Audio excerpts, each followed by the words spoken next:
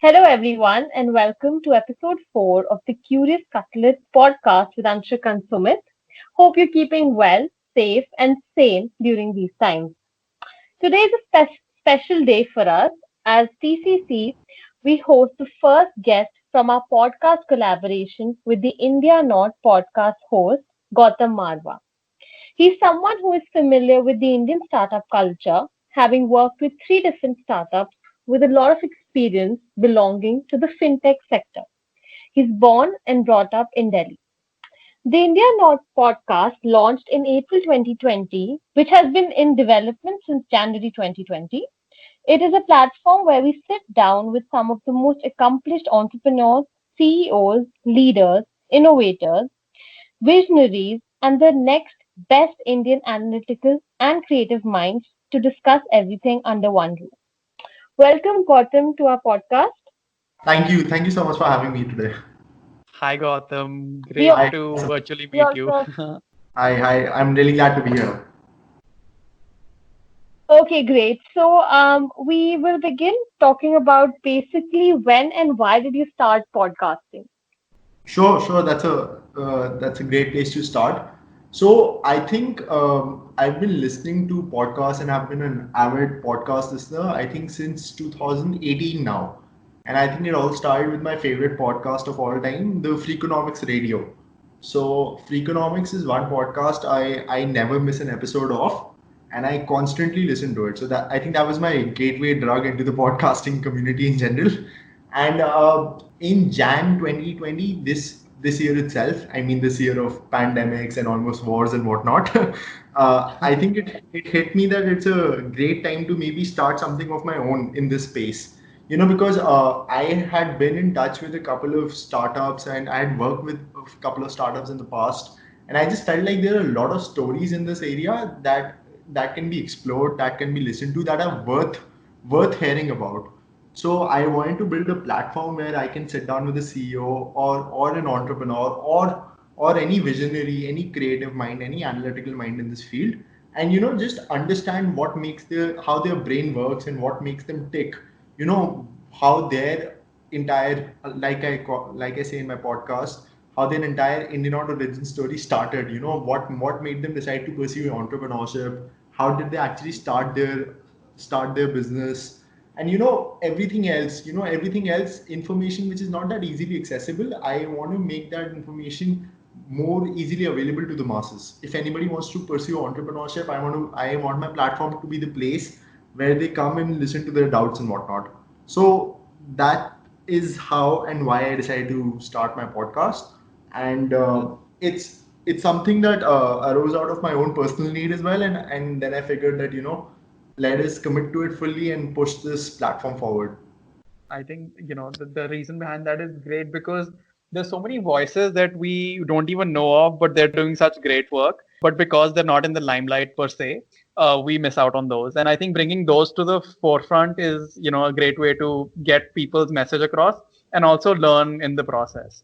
So I you know think kudos to you for starting that. Thank you so much. There's one very interesting thing you mentioned over here, that a lot of voices which are actually not listened to, like people are not able to listen to. And the one thing, ever since I've started recording my episodes and whatnot, the one thing I've noticed is that there are so many entrepreneurs or so many great people in this field who are building such incredible things you probably never even heard of. Yeah, I mean, yeah. in my launch episode, I was able to sit down with someone who had made three successful startups, and each and every one of those three successful startups was so unique in nature and so different from each other. I was truly amazed, and it's just so fascinating to listen to their stories and understand what makes their brain tick and everything. And like I previously mentioned, like how their brain works, because for example, in my launch episode, I had a conversation with Bharat Sethi, who's the CEO of Rage Coffee. And Yeah. Rage Coffee's entire concept is so unique in nature because it's like a vitamin infused coffee. And I was like, someone who drinks the everyday filter coffee, or who drinks the everyday regular cappuccino or whatnot. I'd never heard of that. But coffee which is actually slightly better for me in a way. Yeah. so So it's just that I really want to push these stories out and like push the voices of these incredible people out, and whose voice is something that is usually not covered in mass, you know. Absolutely, I get that. So this question I actually would like to ask the both of you, considering we're all new to the podcasting journey. In what way do you think podcasting is different from, or podcasts are different from other platforms where content is being consumed? So I think the biggest difference is that a podcast is relatively much more easier to set up than any other platform out there, whether it's a written based blog or it is a video based content format or something like that. Because what happens is that a podcast is something that is so easily accessible. If someone's an avid reader, they'd Yeah. surely be interested in listening to some interesting topic which they probably cannot find a lot of information about, or they want to listen to subject matter experts. And if someone's like who if there's someone like who loves to binge a lot of content on YouTube or something like that, I'm pretty sure there'd be some topic of his own interest he'd love to listen to. So I think Yeah. podcasts are much more accessible as compared to other platforms, and much more easier to start as well. So I think I personally feel it's the best platform out there. Yeah. I mean, Best I'll platform. just right in corollary to that. I will just add that it's such an amazing way to it democratizes people's voice, right? That's what I think about. Because I'm gonna you mentioned how for the consumer it's great, right? Even as somebody who you and I, people like us, right? We have so much to share with people, right? But we have no way to get that out, right? But with such low resource, so many such few resources, you can get your voice across, right? Which means that maybe now you're adding to the conversation, which was earlier left out, because there was no way for you to get that sort of access to people, right? What happens then is that there is an infusion of perspectives, in the world around you, right? Because now you're able to add in a way which you couldn't have, let's say, if you wrote an article or editorial post, which are now are not as widely read as they were earlier. From a person who's trying to make podcasts, it's amazing to have that access to people, because you can do it on YouTube, you can do it on Apple, you can do it on Spotify, and you have these bunch of platforms where you can get your voice across. So from the podcaster's perspective, I think it's a great tool.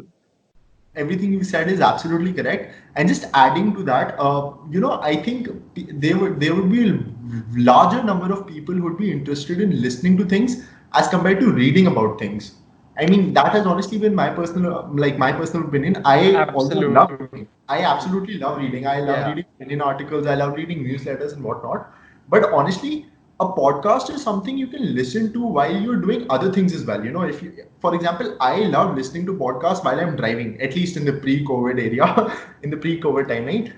Whenever I used to commute to and Correct. fro from office, I'd love Hmm. listening to a podcast like for a 40-minute drive. I'd listen to like one huge episode of some interview, or one huge episode of on some narration or some story, and that is something I can easily do.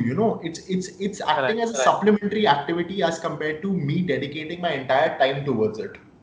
Correct. I wasn't a big fan of podcasting, honestly. Till date, I haven't heard many podcasts because I'm very inclined towards movies. But the fact that, as both of you mentioned, that it can be supplemented with other things. So, as opposed to a movie wherein you are required to fully engage with the content, or a video, with podcasts, you can pretty much be doing anything or everything. The first podcast I heard was actually while I was cooking, and I think it's a fun activity wherein you aren't actively required to be there, but even passive consumption can lead to a lot of information consumption. Yeah. I mean, even my interest started because I was into reading, but then I got into audiobooks.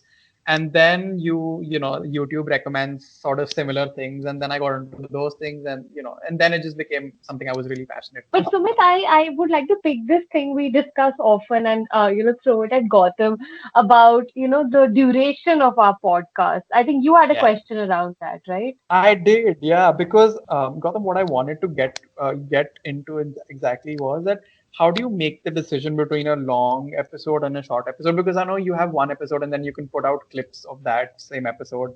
for segments. That's So something you do. How do you make that conscious decision that this is something I'm really passionate about, so I'm gonna keep a long episode about it, or this is something people will not really engage with, so I'm gonna keep it very short and brief.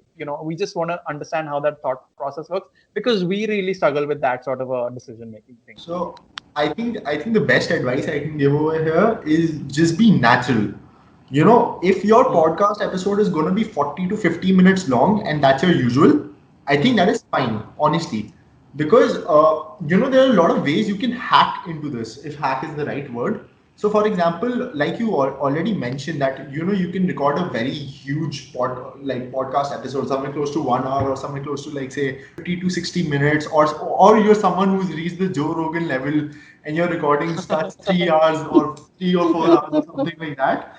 I'd say that is fine, because honestly, if you're organic about it, if you're not limiting yourself, you can actually get a great conversation out of that entire 50 plus minute journey. Okay. Yeah. And then, there are a lot of ways you can hack into it. Like you yourself mentioned that, you can release smaller clips and everything. And honestly, that is my format as well. Like I Yeah. really want to push out content which is about 40 minutes and then, Yeah. push out smaller clips, which I consider to be some of the best bits from the episode. And then, just put those out there that, if you're someone who doesn't like listening to like an hour long conversation or an hour long episode, maybe just listen to the 5 minute clips out there and then make a judgment call that do you want to listen to the entire thing or not. Like the So, trailer. Yeah. right, not just a trailer, another thing you can do is that, for example, if you have like a 1 hour long episode or something like that, you can honestly just like push out that 1 hour long episode as well, and then maybe push out a 20-minute highlight reel. So that way what's happening is that you're pushing out content using that same recording for each and every type of person out there. If there's someone out there who's not interested in listening to an hour long conversation, they can listen to the 20-minute highlight reel. If there's someone out there who's not even comfortable listening to the 20-minute highlight reel, you can just push out 5-minute clips for them which you consider to be the best hot takes from your episode. And I think you limiting the duration of your episode is not the best way to go about it. I'd rather recommend that you find more innovative solutions to this problem. And but as long as you're not limiting the conversation, but more than that, pushing out more different types of formats of the episode, I think that's the better way to go about it. Well, that's a great suggestion. Actually, I think Makes we're going to sense. be including. I think we're going to be, picking this up for the next time. I think one more suggestion I can have for you guys is that, for example, if there's a time constraint, maybe not sift through the entire episode and break it into the highlight reel or something like that. Maybe just break your episode into like 2 episodes. If it's an hour long conversation, just break it into 30-minute versions. That'll save you time as well, right? Just at the 30-minute That's the mark, idea. put a hard stop that that's it. Listen to us next week now to Yeah. literally that conversation. Right, and specifically, Okay, I I listened want to your.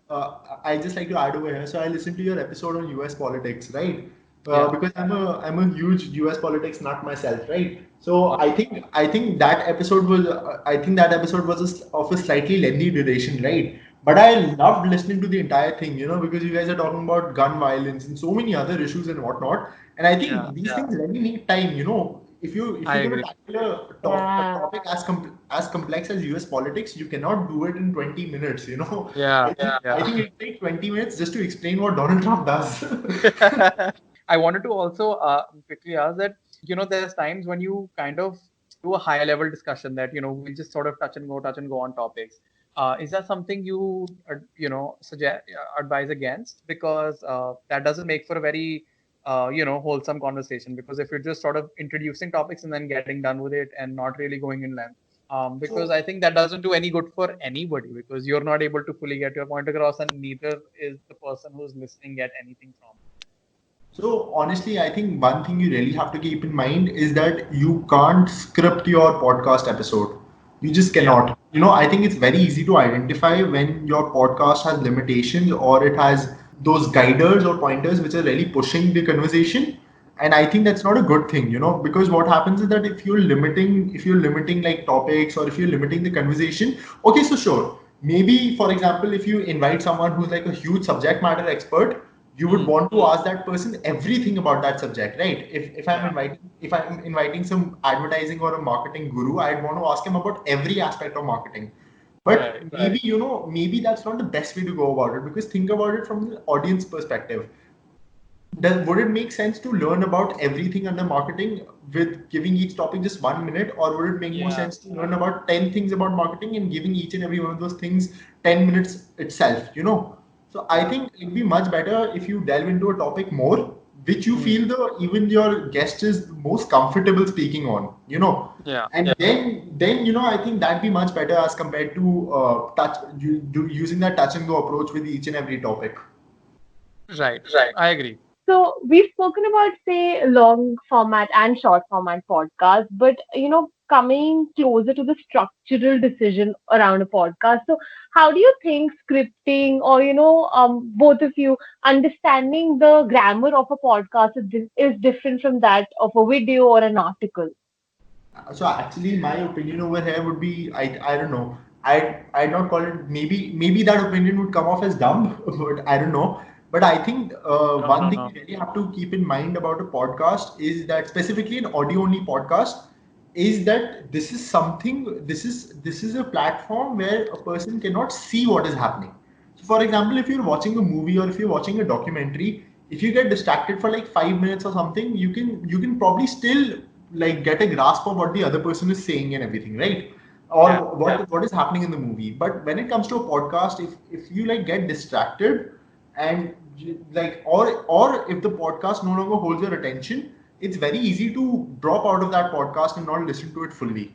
So I think from a producing point of view and a scripting point of view, you really have to make sure that the content you're pushing out is really immersive. You know that the person's attention is something you're holding on to the entire time, even while the other person is doing something else. Even if you're cooking, even if you're driving, in the back of your head, you should always be holding on to that person's attention and everything. So I think that is one place where the scripting decisions take a difference, is because this is an audio only format. You really have to push out great content and really make sure that the conversation is something worthwhile listening to, or else people are going to drop out easily. And honestly speaking, even my podcast, for example, right? So I look at the analytics constantly, and I'm able to notice that where people are dropping off, and then I can realize that maybe this is somewhere I gapped, or maybe this is somewhere the conversation was slightly not as interesting as it was earlier, and then people dropped out. So I think that is something you have to keep in mind. Right. So, see, there's a question that just came to my mind right now while you were talking. Do you make a decision of a topic beforehand, or do you then try to, like you said, you watch analytics or you study them? Do you sometimes just release topics or get guests just so you can get audience? Where do you draw balance? Honestly speaking, I mean, Yeah. in That. my last episode, which released this week itself, That too. there's like a 10-minute portion in the entire. So my episode's length is 37 minutes, okay? And there's a 10-minute portion where me and the guest are just talking about the NBA, and the NBA is something that people really don't follow in India as regularly as they follow some other sport. So I don't think I'd be the best authority when it comes to it, because I pushed that out because I just felt like it was a very great organic conversation and not something people would listen to, and might actually cost me listeners. But I released it nonetheless, because it was just a very organic, very interesting conversation, at least for me. So maybe I'm Yeah. not the best person to answer over here. No, I think that makes sense. I think it's a very personal decision, right? So I think either way, I don't think there's any wrong answers. What I wanted to get to was when you're trying to make those decisions of what am I talking about next week, right? Like that might change from day to day. How do you make that sort of a decision, or is it very spontaneous that today I'm feeling like talking about this? So I'm going to talk about this. But I guess that's not possible because you're inviting people. So you kind of have to have something, something of a structure in mind before, like a Definitely. week before. Definitely. So a week before would be an understatement, honestly speaking. So the thing is that I really have to. So the first thing I have to do is that whoever I'm calling onto my show, I really have to research their background a lot. Then understand what this guy or this girl is most comfortable speaking on. because the thing is that for example, one more thing that happens is that because the recordings I do take place face to face and everything. So what happens is that I really need to make sure that the other person is comfortable, because if he or she is not comfortable, it the content will just not be good. It just True. won't be worth listening to. So to build that comfort, I really have to do like a deep research into what this guy or this person is the best known for, or is best known for speaking about, and then bring those topics into my conversation. So and at the same time, honestly, because as a host, I feel like it is my personal responsibility to ensure that throughout the conversation, I am also somewhat say introducing the guest to the speaker, to the listener. Because cannot expect that someone who's listening to my podcast would know the guest from beforehand. So I really have to introduce that guy properly, and then more than that, just make sure that throughout the conversation, I am bringing in pointers from that person's past, that the listener is listening to, and then understanding his or her journey even better. So Right. the one thing I really have to keep in mind is that when I'm scripting, for example, I just have broad topics to speak on. Like I'll have my laptop in front of me, and I'll just have like broad topics to speak on, and I'll share those broad topics with the guest in advance. That these are the broad topics we'll be speaking on, and I will be cross questioning you, but I'll also be ensuring that we are not going completely out of your comfort zone, because I really have to ensure that, to be Of honest. course. No, I think that's a wise, conscious decision because, even those little things about making sure that the other person is very comfortable, will entirely change the outcome of your, episode. So that makes sense, I think. Yeah. So, Gautam, what are the apps or tools that you use for recording, and how does a typical recording or editing day look like? Right. So I think before I answer this question, I'll just maybe give more background into what my entire process towards producing a podcast goes like. So Hmm. I have a team, like alongside me. There's a team of three more people. One person takes care of the entire graphic designing aspects, because I try to promote my episodes on social media as well regularly. We've luckily just touched a thousand numbers on Facebook and Instagram, and I'm like really glad about that. So Awesome. I think kudos goes to that person for pushing out great Congratulations. graphics and everything. Then I have one person who helps me with the scripting aspect and the content aspect. Okay, so he's from a law background, and what happens is that sometimes, for example, if I have someone who's coming from a legal background, or if I have someone who's coming from like a deep tech background, so he works alongside me and helps me figure out those broad topics and everything, because I also have to keep one more thing in mind, right? I cannot mention things in my podcast which I am able to understand and the speaker is able to understand, but the listener at home is not able to. So I Yeah. also have to strike that Yeah. balance. There's that person who helps me, and then there's the editor who's like my God savior and God's gift to mankind for me, because so I do not edit my own episodes. I'll be honest with you. I'm actually decent at Photoshop. I'm actually decent at Audacity. So I personally use Audacity for audio editing, but I cannot do video editing, and that's where that person comes in, right? Basically, my recordings take place with a three-camera setup, right? One camera is in a wide-angle position where both me and the guest are there. One angle is focused on the guest, and one angle is focused on the host, that is me. And what happens is that we have this, and then we have mics. It's a slightly state of the art situation over there, but it's once again a conscious decision I took, because I was pushing out video content. If I were just pushing out audio content, I wouldn't go into so much hassle. I just start literally recording using my phone's mic, or literally my headphones mic, or something like that. And after that, when the editing takes place, so I what I know my editor uses is a stack of Audacity, and then followed by Adobe Premiere Pro. So he's using those Hmm. tools. And for hosting, because your podcasts work in a similar fashion to that of a website, so you really have to host your podcast on a platform which is then distributed to all other podcatchers and podcasting channels, such as Apple Podcasts, Spotify, Google Podcasts, and whatnot. So I personally use Anchor. I've had a great experience with it so far. Anchor took care of all distributing responsibilities for me, and it is absolutely free to use. So Anchor is a great enabler of the podcasting ecosystem in the podcasting community. So I definitely give it a recommendation. And yeah, that's pretty much the entire stack we're using. There's a lot actually we can learn from all of those things. I also want to mention one more thing. I do not want all of this to sound extremely complicated for anybody who will listen to this episode and who might be interested in this in starting a podcast.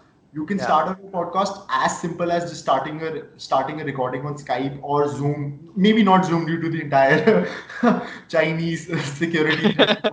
Maybe No, not Zoom, no, but and also just to add, because we've done recordings on Zoom, True. when you sit on Yeah. the edit table, Zoom really flickers.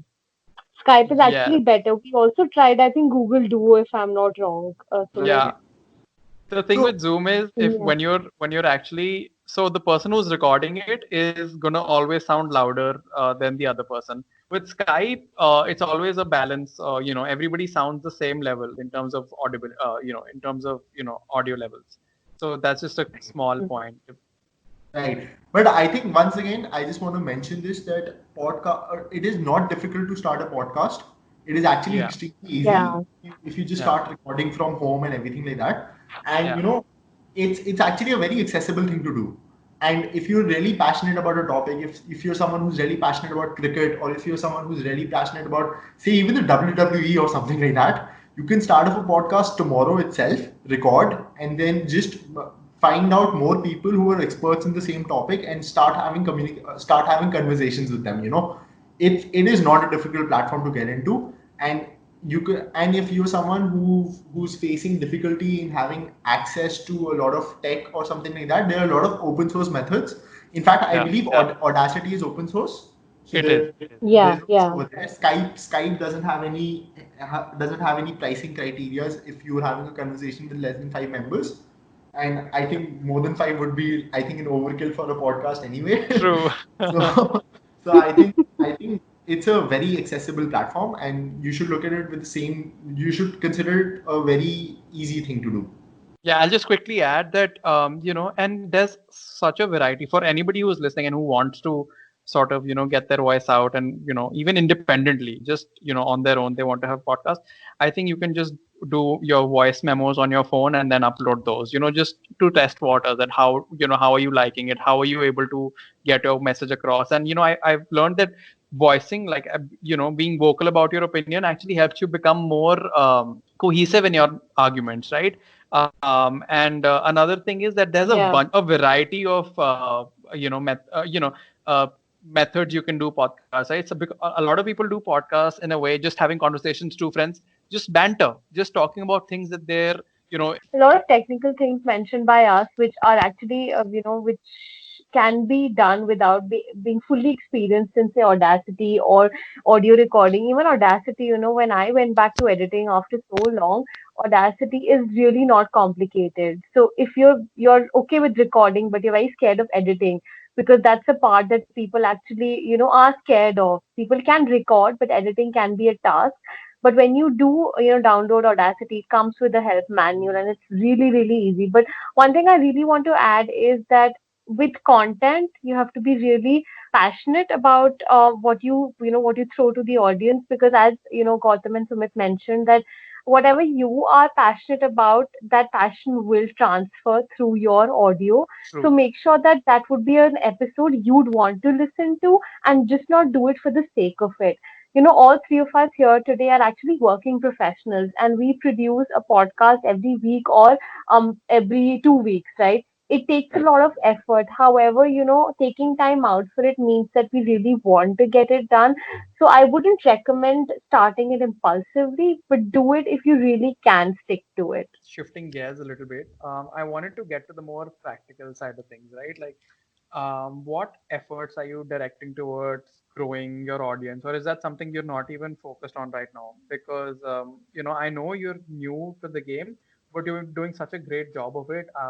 Just for my benefit, personal benefit, and for whoever's listening, I wanted to know that is that something you have a strategy for, or you're sort of just, winging it and seeing how it goes and sort of letting it organically grow as time goes on. I think I'm gonna start sharing my trade secrets over here. So I think obviously, social media is the 100% way to go about it. Okay, Right. and there are actually a lot of tools on the internet which can help you like cut your podcast into bits and pieces, attach it to a photo, and then be able to share that accessibly and whatnot. So I think we all of us are aware of Facebook and Instagram as a platform where we can promote our podcast. But a lot of places which actually do not get a lot of mention would be, for example, you look towards LinkedIn, right? For example, if I'm someone whose podcast is targeted towards aspiring entrepreneurs or existing entrepreneurs or anybody who's like interested in doing his or her own thing, I for example use LinkedIn a lot. Like I'll go share my podcast over there, share it with a bunch of people, just cold message people that hey, this is something I've started. I think this might interest you and whatnot. So I use LinkedIn as a platform as well to promote, and not just LinkedIn. I think one of the other biggest enablers has been Reddit. So I go on Reddit a lot, and if there's some subreddit where I feel like there might be a relevant audience for my podcast, I'll go and share that. Like I'll be like that, Right. hey, listen, I just started this podcast and I think this might be something you're interested in. So I Right. remember, I remember when I launched my podcast, I shared it on r/Bangalore, right? The subreddit Oh, okay. community Okay. for Bangalore. Okay. Because I figured that, Bangalore's a big city for startups. So I felt like my podcast would be something relevant for that place, right? And it turned out that I was actually right over here because that post got a lot of traction on r/Bangalore. It was trending over there, and a lot of audience actually came from that platform, right? Wow. That's a Secondly, very good decision, actually. Very right. interesting. You really have to think of unconventional sources. I do not think Facebook is the way forward because honestly, Facebook is a platform where almost I don't know. I think you would want a more targeted social media audience as compared to True. as compared to the entire world, which Facebook represents. So I think using Yeah. unconventional social media resources is the way to go. I Right. think I think Reddit is very underrated when it comes to this because you'll find a subreddit community for almost Everything. Yeah. anything and everything, right? I am someone who actually, so for example, I love watching Supernatural, that TV show which has been running for 15 years now or whatnot, Yeah. and I think some of the most active fans of that show can be found on r/Supernatural, right? Or Hmm. if I'm someone who loves reading comic books, I'd go on r/comics to talk to those guys. Yeah. Similarly, if I feel like this, if I feel like I'm talking about a very specific issue in my podcast, for example, you guys talked about the U.S. politics episode and whatnot, right? So you guys can go and promote that on US politics or any US politics driven podcast and just share with them that Right. this is a podcast which is actually from India, but we're talking about US politics and just giving a different opinion, an outsider's opinion on the entire situation, right? Because Right. at the end of the day, we are not folks who are actually living in the US. We are actually experiencing whatever the media is telling us, right? Pretty much. Yeah. I don't want to sound like a conspiracy theorist over here. I just want to mention it as well. So Yeah. I think, yeah. So coming back to the topic, I think you really have to use unconventional and underrated social media resources as compared to just going on Facebook and Instagram to promote. There's LinkedIn, there's Quora, there's Reddit, and there are a bunch of other things. Your podcast is something which is based on entertainment. You might even actually consider going on TikTok and pushing videos about your podcast and just Of using that course. platform. So I I think think I think one that's more what thing that's you what I think also have about. to keep in mind. I think one more thing you can also look at is that you can see a lot of large corporations or lot of large companies also showing interest in the podcast sphere. Right. Geo Savan has recently started an easier way where you can share your own Yeah. podcast onto their platform. Spotify is showing interest in Indian podcasts and the Indian podcasting community. And Yeah. a lot of stand-up comedians have now started their own podcast shows and everything. So it's just you can see a lot of the major and the big players of India in the Yeah. entertainment sector actually showing a lot of dedication and putting a lot of focus on the podcast sphere in general. So I think that's something you can look at as well, which is actually showing you that it's a podcast. Listening to a podcast is a very huge emerging trend in India, and is something that is mirroring already what is happening in the West. I mean, when you mentioned that big corporations are getting into it, I thought that you're going the other way, and I was going to agree with that. That a lot of the bigger companies now, let's say companies that do a lot of thought leadership, they've started coming up with a lot of their segments on podcasts, which were earlier like quarter wise outlooks on PDFs. So they've moved to that. They've not replaced that, but they've also augmented that with podcasts, because it's much easier to grasp information and synthesize information when you're listening. So the one I regularly sort of visit is Bain and Company's podcast. They have, for every different industry, they have sort of like a monthly industry update podcast, that sort of a thing. So, and across the board, across the industries, people are trying to get into thought leadership through podcasting. So that only goes to show that how much pace it's picking. And focusing on thought leadership aspect, not only are large corporations such as Bain or McKinsey or other organizations getting into the podcast space, a lot of individuals who are actually at senior management levels in large organizations are now starting their own podcast to share their stories and whatnot. I Yeah. personally, for example, listen to a bunch of podcasts out of US where people who are in senior leadership roles in some organization or something like that have started their own podcast, and these trends are also emerging in India. And there are actually a bunch of Indian podcasts I listen to as well, where someone, for example, there's someone who's a data scientist who's been working for say 10 years, has now started his own podcast. So even senior people who are actually thought leaders at their own organizations are now starting their podcast in a personal capacity. So thank you, Gautam, for joining us today. As we said, it's been a masterclass for both Sumit and myself. We've enjoyed so much, and hopefully we can come to your channel soon as well. And we I get hope we make it big enough. Definitely. Just ping me whenever you guys are in Delhi. I'll jump at that opportunity. But Same. those who are not already listening to his amazing, amazing podcast, it's called the India Not Podcast. We'll also link everything in the description. Please hear things out. Gautam's doing a great job with video and audio recordings, and he has some amazing guests on his show. So do give it a like and a share and a subscribe. Thank And you you can so much. also follow. Sorry. Thank you so much. You can also, if you want to spam Gautam, he's also available on LinkedIn. That's how we found him. But thank you so much, Gautam, and we'll hopefully see you in Delhi. Thank you so much. I look Thank forward you to for doing talking to this, you guys Gautam. when we were in Delhi. And this has been a really great episode. I really like the format, and I really like what you guys are doing.